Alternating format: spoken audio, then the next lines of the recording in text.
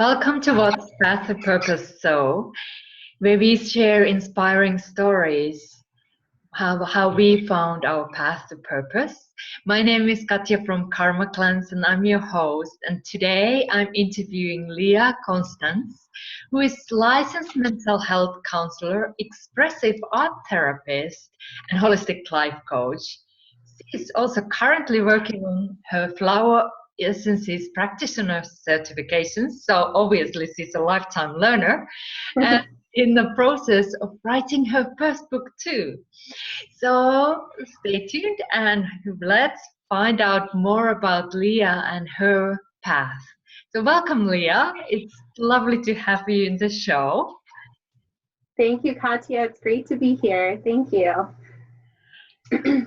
Could you share a little bit what you do? I just shared the titles, but can you tell us what that entitles?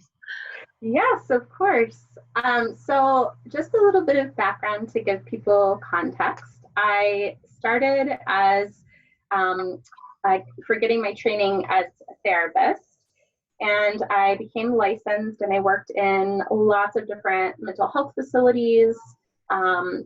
And I used a lot of expressive arts and the work that I did with people in those places. Mm-hmm. And along the way, it just really felt like I had a stronger calling to bring in more holistic areas of expertise into my practice. And in even greater fashion, to really work with women. I really had this strong calling to work with women. And not surprisingly, I think it had to do with kind of my own journey as a woman and finding my creative spark and expression. And so here I am today. I still work as a licensed counselor in private practice using expressive arts with women. And I also have a second part of my business where I do holistic life coaching, which is a bit different than traditional, counseling with expressive arts. So that kind of, in a nutshell, is what I do. But it's all a process. Yes, that's a beautiful thing. And I'm just curious, as a fellow writer, can you reveal a little bit what your book will be about?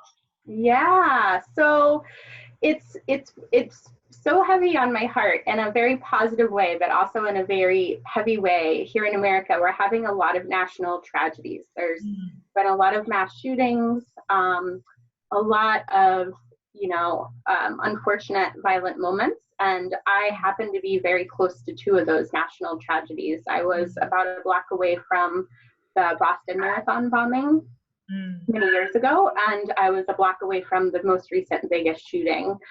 I was there on a trip with a group of fellow women, and we were caught in a lot of the chaos and confusion. And so I really felt the need to help people that are experiencing something similar, both from my counseling angle and also more of a spiritual angle, and talking a lot about the life lessons that, I have learned from going through two of these events now, and really wanting to bring awareness to the places in my own life where I feel like it's really helped my evolution as a human being. And to find these little pieces, even if they're very small, of good things that have come out of these moments that are really tragic. So I'm still in this process where I'm exploring the best formula for this book and the best format for this book, but I really want it to be a blend of expressive arts, a blend of my story and other people's stories, and a blend of life lessons that I hope people can hold with them when they're either hearing about these things on the news or they may unfortunately experience something like that themselves. So yeah, it's complex. It sounds complex, but I think that will be so helpful for so many, because it is unfortunate we have needed to face that kind of events, and the recovery process, everybody has their journey, but if you share yours and give also tools from the therapeutic and counselor perspective, I think that will be so helpful. And using, like what you said there, the life lessons, and that's what Karma Cleanse, my work, is all about, like finding those things. What am I learning here? Right. And you mentioned also, like, on your path to find what you are doing now, that there was some crucial moments where what kind of shifted the shape and helped you to find your purpose, and now you're fulfilling that. So could you share a little bit of those moments, like what led you to do what you do today? Yeah. So for me, when I was a teenager growing up, I had a very, very severe bout of depression and general anxiety. I was really just struggling something fierce. And I, obviously saw a few therapists, and one of which I found exceedingly helpful for me. And I also started to read a lot of really inspirational books just about spirituality and the law of attraction. And I think I was probably around 18 when I started to do a lot of that reading. And for me, I found that I found that very grounding. I feel like for some people, there may be other things that ground them in the same way that those books did for me. But for me, that's what helped. I also used a lot of essential oils during that time without even really realizing what I was doing. I just liked how they smelled, and I had a lot of incense and things like that I think also really helped me looking back on it. So a lot of these things, it's interesting how I incorporated them in my life without even realizing I was doing it. I think a lot of us do that and we don't realize it. Yeah, we definitely do. And then later on, we see like the bigger picture and we are like, oh, that's why. Yes, exactly. And art, of course, art was a huge, huge part of that for me. So I remember there were many nights that I'd be in my room and I would have an incense lit and I would be either writing poetry or creating a picture around my experience. And I still have a book of all of that from when I was, very young and going through that difficult time. And I just really needed to find a way to give that back. Once I was in a better place, I thought, how do I merge these things together? I didn't even know that art therapy existed at that point. I didn't know that the expressive arts were available to people. And so I got my undergraduate degree in psychology, and then I went on to graduate school where I got my expressive therapy degree. And now I'm figuring out how to bring in all the other pieces, the essential oils that were really helpful, and, the flower essences that have been really helpful for me, and all those other little holistic elements that have just been crucial to my own recovery and to supporting my life now. Thank you for sharing that, because expression is something a lot of people have a challenge with. Like, it's just like we have the natural feeling that we should express ourselves, but then depression or some life events can block that or like suppress our expression, and then like finding a ways to share. And especially I relate to the part being depressed. That was something I had a little bit similar journey when I was a teenager, seeing life very dark way. So it's kind of like finding there the tools, the sparks of light, how to share what is the experience, the inner experience. So as a coach or as a counselor, like, how could people, if they feel that they have challenge with the expression, what could they do? How did you start? Like, did you just take a book one day as a teenager and saying, oh, I'm gonna start writing about it or doing poems? Or how did that start? I think, have you ever heard of the Chicken Soup for the Soul series? Yes, I have. Yeah. So I think looking back on it, one of the books I really loved was Chicken Soup for the Teenage Soul. And, each chapter was a short story about somebody's journey. And that really resonated with me. And I think that really helped me realize that, I don't have to do a huge project. It doesn't have to be this giant thing that I'm taking on. I can write a short story about something that happened to me that day, or just write a journal entry about, one little experience that I had that day that was really meaningful for me. So I think if I can offer anybody anything, it's to start small and to grow. We all start somewhere. We all have a very, I think sometimes we as humans want so much and we want to take on so much that we often overwhelm ourselves and then we don't know where to begin. But if you can just start one simple practice like journaling every day, that can be really helpful in just figuring out how to get your energy flowing. Movement has also been huge for me. I never wanted to believe that movement was helpful. I was always one of those people that was like, exercise, what's that? I don't need to exercise. And I found that the moments where I go for a walk in nature, or I love doing Zumba classes, and I also do yoga, any of those moments where I can get my body moving, immediately after, I can be much more expressive. And part of that, if you think about the chakra system, some of that is probably you're opening a lot of that, right? Yes. When you move. And so I think that that's really helpful for, opening the throat chakra, which is where expression comes from. I think it's really helpful for opening up just our soul and our energy and our life force. And that's where, that's where expression comes from. So I think when we're feeling really dampened, it's a lot harder to be expressive, as you said.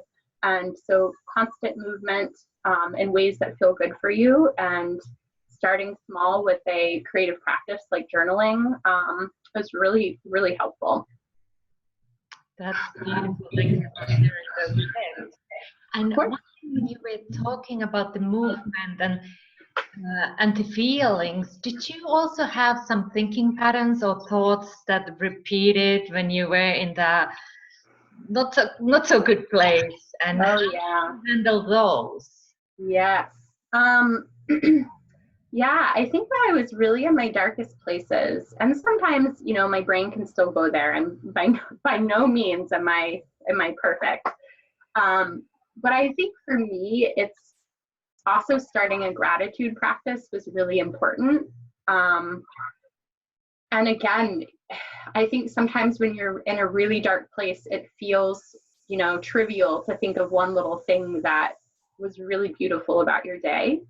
I have a lot of clients that when they're feeling so dark, they just don't know where to begin with that, and I think I had been there once too. But I noticed that those little tiny things, when you write them down, especially, they add up. Yeah. And that over time, your list grows. And for me, that was when I realized, wow, there's so much out here that I'm not opening up my mind to, that I'm not exploring.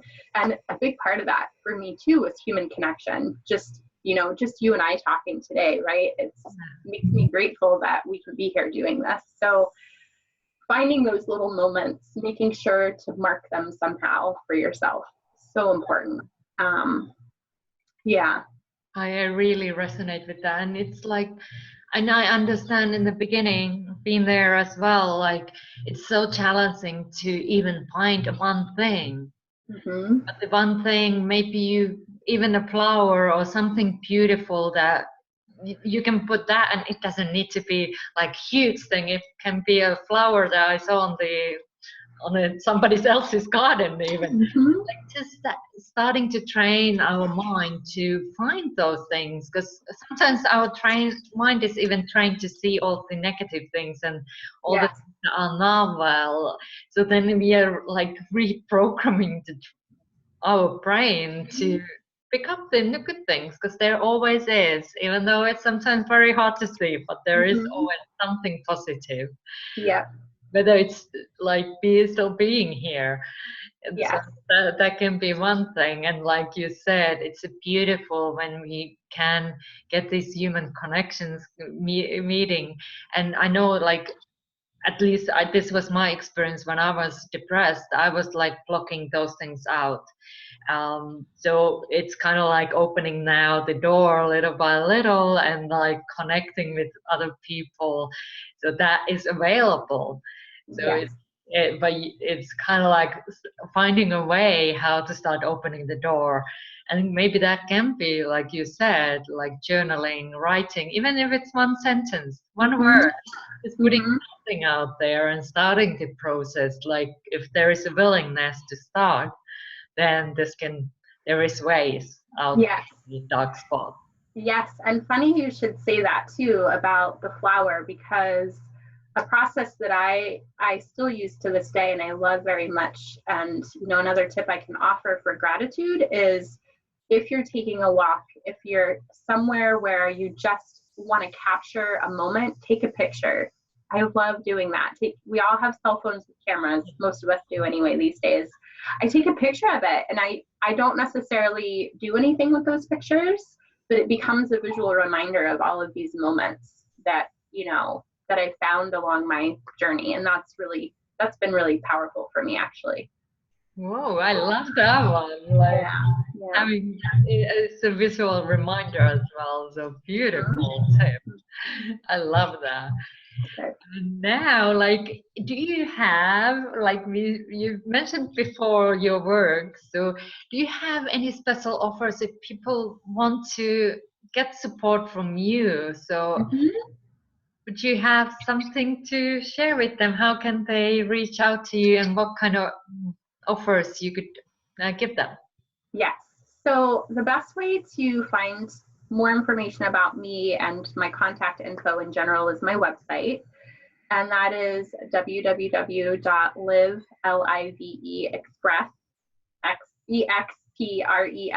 create.com. No. Live.com. And now the comments too. Thank you, Katja. You're going to save me. And so my email is there. My phone number is there if you're within the US. And then I have an offer on the front page of my website. And if you sign up for my newsletter, then you get a link to a free video that talks a bit about beginning your intuitive art making process. Whoa. So it's called the Free Quick Start Guide to Intuitive Art Making. And so I walk you through kind of how I talk with my clients about starting an intuitive art process. It's short, but hopefully people can get some good information from that and, get to know me a little better and how I work.